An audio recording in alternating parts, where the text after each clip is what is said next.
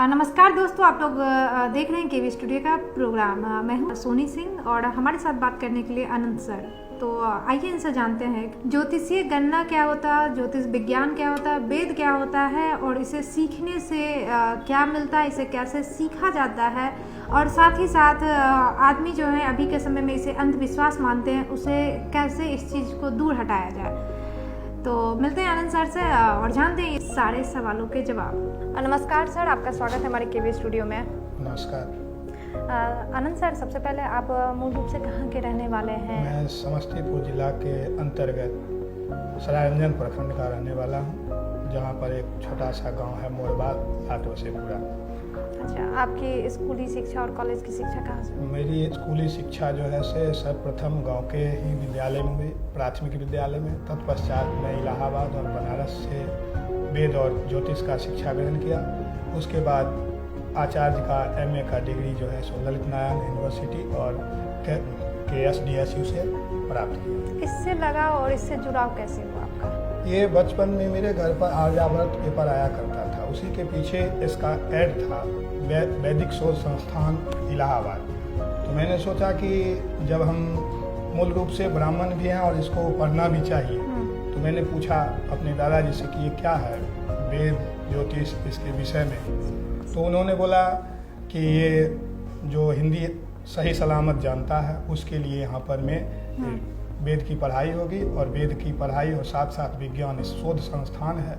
तो वहीं से हम आकृष्ट हुए और इलाहाबाद के लिए 9 साल के उम्र हम इलाहाबाद पढ़ने के लिए गए और इलाहाबाद के बाद पुनः बनारस आए और बनारस के बाद वहाँ से आने के बाद हम यज्ञ या कुंडली बनाना, यज्ञ कराना और देश विदेश भ्रमण करना वहीं से मैंने प्रारंभ किया। ज्योतिष विज्ञान का आम जनमानस के लिए क्या महत्व है? ज्योतिष आज का विषय मैंने दिया कि वेद और ज्योतिष, वेद ज्ञान है और ज्योतिष विज्ञान है, सभी जानते हैं भली भांति। तो कहा गया है कि विद ज्ञाने विद धातु विद सत्यायाम विदुषी लाभे इति वेदः। तो वेद ज्ञान है और वेद का चक्षु जो है वह ज्योतिष है। बिना ज्योतिष के वेद का ज्ञान और वेद के विषय में, जैसे आप किसी मुहूर्त को 24 मिनट का एक मुहूर्त होता है, प्रत्येक मुहूर्त को जानने के लिए या आज का दिन कैसा है, कल का दिन कैसा होगा, प्रत्येक दिन 24 मिनट पर समय बदलते रहता है। उस बदलते समय को जब तक हम ज्योतिष को नहीं जानेंगे तब तक हम उसके विषय में नहीं बता सकते हैं। और ज्योतिष के हिसाब से, मुहूर्त के हिसाब से ही वेद का जो है आकलन किया जाता है और वेद के बारे में बताया जाता है। आज के समय में इसकी क्या उपयोगिता है? आज के समय में देखिए, ज्योतिष जो है अंधकार से प्रकाश में लाने का कार्य करता है। मनुष्य जो है आज भौतिक सुख सुविधा के कारण इतना व्यस्त है, व्यस्ततम समय में वो समझ नहीं पाता है कि मुझे क्या करना है, नहीं करना है। इसके लिए उसे पूछना पड़ता है या जानकारी लेना पड़ता है कि मुझे क्या करना है। तो इस ज्ञान के लिए, इस विशेष ज्ञान के लिए अंधकार से प्रकाश में लाने के लिए ज्योतिष जो है एक बहुत बड़ा कदम है। ज्योतिष जो है मनुष्य को अंधकार से प्रकाश में लाता है, यही ज्योतिष का काम है, क्योंकि वह वेद का आँख है। जब तक हम ज्योतिष को नहीं जानेंगे तो वेद के बारे में हम कुछ नहीं जान सकते हैं, वेद को समझ नहीं सकते हैं। वेद को पढ़ना, समझना और विश्लेषण करना आसान नहीं है, क्यों? क्योंकि वह विशिष्ट चीज़ है। प्राचीन काल से ही वह श्रुति, उसको श्रुति कहा जाता है। जब तक आप आश्रम में जाएंगे नहीं, सुनेंगे नहीं, श्रुति नहीं करेंगे, तब तक आप किसी दूसरे के द्वारा या अचानक कहीं से आप प्राप्त कर लिए तो उसे शास्त्र में कहा जाता है, धर्मशास्त्र में चोरी करना।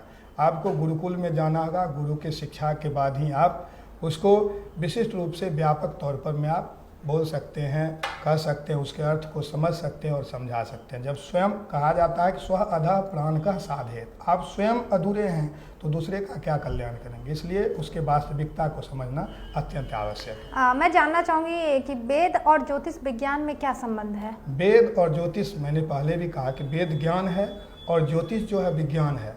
बिना ज्ञान के विज्ञान की चर्चा, विज्ञान की रचना, विज्ञान के बारे में बताना, क्योंकि आज के परिवेश में ज्योतिष बहुत ही महत्वपूर्ण है कि कल क्या हमें करना है, कल क्या होगा। इसके लिए बहुत सारे लोग चिंतित रहते हैं कि कल क्या होगा।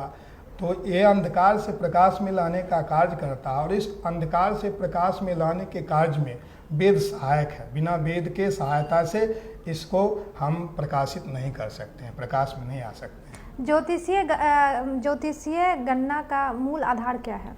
ज्योतिषीय गणना का मूल आधार है नक्षत्र, मुहूर्त, तिथि और इन सब के साथ पृथ्वी और अंतरिक्ष का जुड़ाव, इन दोनों के साथ उसकी सूर्य पर इनकी गणना होती है।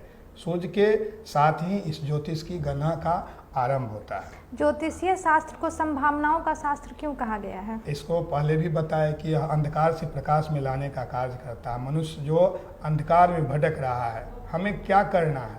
किसी क्षेत्र में हम गए, बहुत सारा मेहनत करते रहते हैं, फिर भी हमें वह प्राप्त नहीं होता है। तो इसके विषय में हमें ज्योतिष के माध्यम से प्राप्त होता है कि हमें किस क्षेत्र में जाना चाहिए। मुख्य रूप से ज्योतिषीय विज्ञान कितने प्रकार के होते हैं और कौन कौन? ये थोड़ा हमारे दर्शकों को बताइए। ये तो बहुत महत्वपूर्ण प्रश्न है और इसका उत्तर अनेक तरह से हो सकता है। इसके बहुत सारे ग्रंथ हैं, बहुत सारे क्षेत्र हैं, लेकिन वर्तमान में गणितीय और फलित ज्योतिष के आधार पर हम गणित को सही सलामत जानते हैं, तब उसका फलादेश सही कर सकते हैं। वैसे हस्तरेखा, फेस रीडिंग, अलग अलग तरह की इसमें पढ़ाई है। कोई एक क्षेत्र को आप पकड़ के भी उस क्षेत्र को व्यापक रूप से जान करके उसके विषय में आप बता सकते हैं। आपके विचार से वेद और ज्योतिष विज्ञान को स्कूली पाठ्यक्रम में शामिल करना चाहिए या नहीं? एक अवश्य इसे स्कूली पाठ्यक्रम में अवश्य जोड़ना चाहिए। और हम ये कहना चाहते हैं कि स्कूली पाठ्यक्रम में प्राचीन काल से आधुनिक काल तक आज भी वेद के विषय में जो भी तृतीय वर्ग से लेकर 10वीं वर्ग तक जो भी संस्कृत के पुस्तक हैं, उसमें पहला पाठ कहीं ना कहीं से किसी वेद से ही लिया गया है। आप जब बनारस से आए होंगे पढ़ाई करके और स्टार्टिंग किए होंगे काम करना, तो जितना भी आम जनमानस है, जितनी भी जनता है, उसका विश्वास आप पे किस प्रकार से बना? उसके लिए तो हमें उसके लिए कठिन परिश्रम करना पड़ा। अच्छा, उसके पीछे का क्या परिश्रम क्या रहा, वो थोड़ा सा बताइए हमारे दर्शकों। अब आप समझ सकते हैं कि 9 साल का बच्चा जो अपने घर से बनारस पढ़ने के लिए गया। आप 9 साल की उम्र में ही चले गए थे? और 10 साल के उम्र से हम यज्ञ कराते हैं। प्रथम यज्ञ 1994 में मैंने पूसा फॉर्म में प्रारंभ किया सहस्त्रचंडी यज्ञ से। तो आप समझ सकते हैं कि 10 वर्ष का बालक और सहस्त्रचंडी यज्ञ का तंत्रधार के रूप में एक मंच पर बैठ करके बोल रहा, कैसा लग रहा होगा, कितना मेहनत करना पड़ रहा होगा। तो एक साल में मैंने 4 साल का कोर्स था, एक वेद को पढ़ने के लिए 4 वर्ष। तो मैंने ये सोचा कि हम तो पढ़ने के लिए आए हैं, हमको पढ़ना है, इसी लगाव से हम यहाँ आए हैं। तो हमें 1 साल में पूरा करके अपने पिताजी को बोले कि अब मेरी पढ़ाई पूर्ण हो गई है, अब दूसरे वेद के लिए और ज्योतिष के लिए हमको बनारस में रहना है या और अन्य जगह जाना है, तो आपका क्या कहना है? तो उन्होंने कहा ठीक है। तो उसी समय से हम यज्ञ करना, याजन करना, कुंडली बनाना, ज्योतिष के पीछे फोकस करना और अपना रिसर्च कुछ बनाया हुआ है। तो ये आप मंत्र पढ़ रहे हैं, मंत्र का अर्थ क्या है और उसकी वास्तविकता क्या है? क्योंकि आज जो समय है उसमें बहुत सारे लोग बहुत बातों को जानते हैं, गूगल से, फेसबुक से या और भी चीज़ों से। तो आप उनको किस तरह से मोटिवेट कर सकते हैं कि इसकी वास्तविकता क्या है? जब तक वो वास्तविकता को नहीं समझेंगे तब तक इसके पीछे वो नहीं चल सकते। उसको अंधकार में रख करके ये नहीं करना है। आप उसको उजागर कीजिए, अपना रिसर्च कीजिए और बार बार एक चीज़ पर फोकस करने के बाद उसको दूसरे को बताना। अच्छा, शुरू से आपके पिता जो थे या आपके फैमिली मेम्बर जो थे वो सपोर्टिव थे, आपको इसी लाइन में भेजना चाहते थे? नहीं, मैं ऐसा तो किस तरीके से? तो मेरे घर पर आपको प्रारंभ में बताया कि आर्यावर्त पेपर मेरे घर पर आया करता था। आपने बताया। मेरे अपने चचेरे दादाजी मुखिया थे और 27 साल वो मुखिया रहे, उनके घर पर आर्यावर्त पेपर आता था। और मैं जब तीसरे क्लास में था उसी समय से उसका हेडिंग, किसी भी जो भी पेपर था उसका हेडिंग पढ़ता था। तो धीरे धीरे उसको देखते एक दिन ऐसा आया कि ऐड मैंने पीछे देखा, उनसे बोला कि ये क्या है? तो बोले कि क्या तुम्हारा इसमें रुचि है? तो मैंने बोला कि मैं तो जन्म से इसमें हूँ और कर्मकांड में जाना तो ये नहीं है। तो बोले कि ठीक है, तुम तो पढ़ने में तेज हो, लेकिन अगर इसमें जाना चाहते हो तो बहुत अच्छी बात है। और हम उस क्षेत्र में गए और सबसे मुख्य बात है कि इस क्षेत्र में आने के बाद ऐसा प्रतीत होता है कि सबसे पहले अपने आप में शांति, वास्तविकता, क्योंकि हमारा सबसे प्राचीन ग्रंथ वेद है। और प्राचीन ग्रंथ ही नहीं, वेदः शिवः शिवो वेदो, वेद ही शिव हैं और शिव ही वेद हैं। वेद का प्रादुर्भाव कब हुआ इसका कोई इतिहास नहीं है, चाहे इतिहासकार जो लगा लें 2000 वर्ष 5000 वर्ष, 10,000 वर्ष, ऐसी कोई बात नहीं है। यह हमारे संपूर्ण विश्व का सबसे प्राचीनतम ग्रंथ वेद। तो मैंने सोचा कि वहाँ वेद का अर्थ विज्ञान भी है और वेद में सारे चीज़ सन्निहित हैं। जब तक हम वेद के सभी अंगों को नहीं समझेंगे, उपनिषद को नहीं समझेंगे, आरण्यक को नहीं समझेंगे, ब्राह्मण ग्रंथ को नहीं समझेंगे, तब तक उसका सही अर्थ और सही बातें हम नहीं बता सकते हैं। जब आम लोगों को बताने के लिए हमें इन सब चीज़ों को जानना हो। आपके परिवार में से और भी कोई रहे हैं इस मतलब क्षेत्र में या सिर्फ आप अकेले हैं? नहीं, ऐसा नहीं है। मेरे दादाजी तांत्रिक थे, कामाख्या सिद्धि थे, कलकत्ता में रह के पढ़े और यजन और याजन करना उनका काम था मुख्य, और वह बहुत बड़े तांत्रिक थे। तो हमारे जीवन में उनका बहुत प्रभाव नहीं पड़ा, क्योंकि हम लोग बच्चे थे उसी समय उनका देहांत हो गया। पूर्ण आयु जी के उन्होंने 99 ईयर्स उन्होंने अपना जीवन जिया, उसके बाद उनका देहांत हुआ। और मेरे घर में और भी जितने चाचा थे वगैरह सभी सरकारी जॉब में थे, तो कोई इस लाइन में नहीं आए। तो हम जब इस लाइन में आए तो इस लाइन में आने के बाद मैंने सोचा कि जजमन का भी यज्ञ भी कराना चाहिए, सब करने लगे। फिर उसके बाद ये आया कि इसके साथ साथ जब मेरे घर में सभी नौकरी चाकरी में है तो इसके क्षेत्र में भी जाना चाहिए। तो मैंने इस क्षेत्र को चुना कि शिक्षक से अच्छा क्षेत्र इसके लिए हो नहीं सकता है वैसे भी। तो इस क्षेत्र में हम अभी राष्ट्रीय उच्च विद्यालय में सहायक शिक्षक के पद पर स्थापित हैं। अच्छा, आप पर मतलब शिक्षा भी देते हैं? चलिए, तो बहुत अच्छी बात है। सर, आपके गुरुदेव कौन है, उनको कैसे याद करते हैं? मेरे गुरुदेव, देखिए मेरे गुरुदेव तो सर्वप्रथम मेरी माँ है और उसके बाद मेरे पिता हैं और उसके बाद मेरे गुरुदेव मेरे महादेव हैं। क्योंकि इस बीच में कई गुरुओं के साथ सानिध्य हुआ, शिक्षा आरंभ किए, शिक्षा को पाया और आज भी शिक्षा को प्राप्त करने के होड़ में लगे हुए हैं कि कुछ कहीं से प्राप्त हो उसे लेना चाहिए। क्योंकि इसका व्यापक स्वरूप ये समुद्र है, इसमें समुद्र मंथन में क्या जो मिल जाए उसी को ग्रहण कर लिया जाए। तो इसमें कई गुरु हैं, किनका नाम ले किनका नाम नहीं ले तो उसमें सम्मान में कुछ कमी आ जाएगी। तो इसमें सब सम्मानित हैं, सब सारे हमारे गुरु हैं। सर, आज के समय में भी जो आम जनमानस है इस पे यकीन नहीं करते हैं बहुत। आपको भी इसी समाज में रहते हैं, आपको भी देखने को मिला होगा।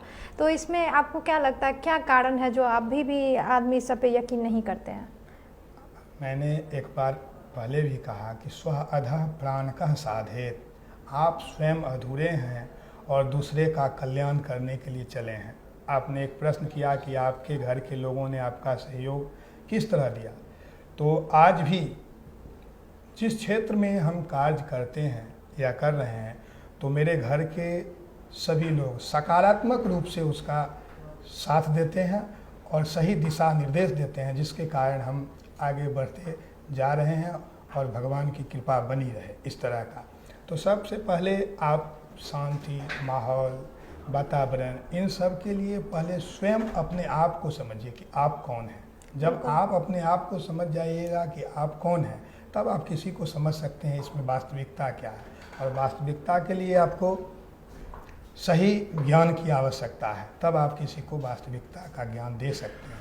इसी विडंबना के साथ ये परेशानी है कि लोग सही ज्ञान ना दे करके आज के इस परिवेश में अधूरा ज्ञान, थोड़ा सा ज्ञान, अल्प ज्ञान जो है वह मूल कारण है कि आप उस चीज़ को नहीं समझ पाते हैं। चलिए, आप शिक्षक भी हैं तो थोड़ा इससे भी कुछ सवाल लिया जाए आपसे। तो शिक्षक इस लाइन में कैसे जुड़े हैं?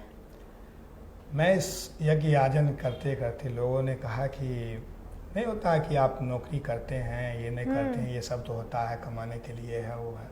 तो मैंने सोचा कि जब हम पढ़ रहे हैं तो इसकी डिग्री भी हासिल करके तो मैंने बीएड किया। उसके बाद STET का एग्ज़ाम दिया। एग्ज़ाम देने के बाद फॉर्म निकला। उसके बाद पहली बहाली मेरी राष्ट्रीय उच्च विद्यालय तेघड़ा में है, वहीं पर हम कार्यरत हैं। और बहुत सारे अच्छे लोगों का वहाँ सानिध्य है, सभी लोग अच्छे हैं, जो विचार से भी अच्छे हैं और ज्ञान से भी अच्छे हैं, और वास्तविक ज्ञान का वहाँ पर में भंडार है, ऐसा प्रतीत होता है हमें। बेगूसराय की जो शिक्षा व्यवस्था, उस पर आपका क्या कहना है? देखिए, शिक्षा व्यवस्था किस पर निर्भर करता है? शिक्षा व्यवस्था सिर्फ विद्यार्थी और शिक्षक पर ही निर्भर नहीं करता है।